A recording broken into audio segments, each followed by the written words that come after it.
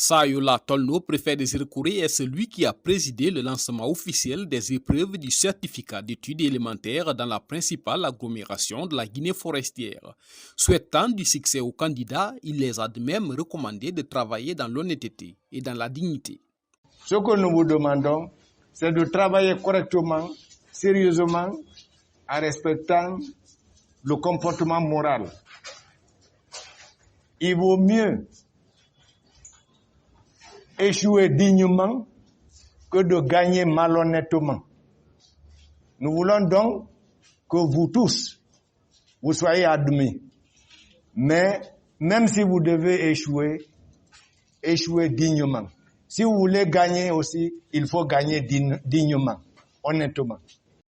Le directeur préfectoral de l'éducation de Zirkouré est revenu sur les menaces qu'a subi Ibrahima Souri Kamara, l'un des délégués du BAC dans sa préfecture. Ce dernier a frôlé le pire pour avoir refusé d'être corrompu. Le présumé coupable, qui est fondateur d'une école privée de la place, a été arrêté et incarcéré, confie-t-il. Ça, c'est un problème que le fondateur lui-même, ignorant les règlements généraux des examens en République de Guinée, et bon, selon l'information donnée par le délégué, qu'il allait prendre contact avec lui nuitamment. Et le délégué a été menacé par la suite par les élèves.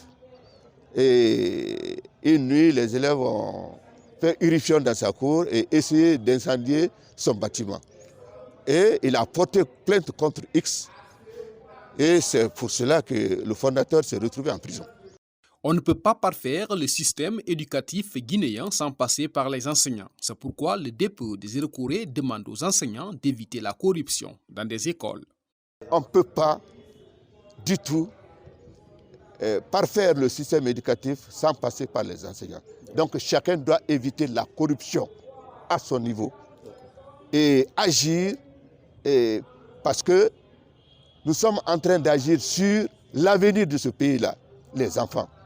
Donc, nous devons faire en sorte que, au futur, nos enfants-là soient vraiment à l'aise lorsqu'il s'agit du marché compétitif.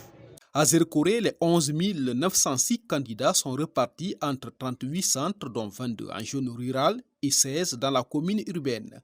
Selon le premier responsable de l'éducation, toutes les dispositions ont été prises pour le bon déroulement de cet examen dans sa préfecture.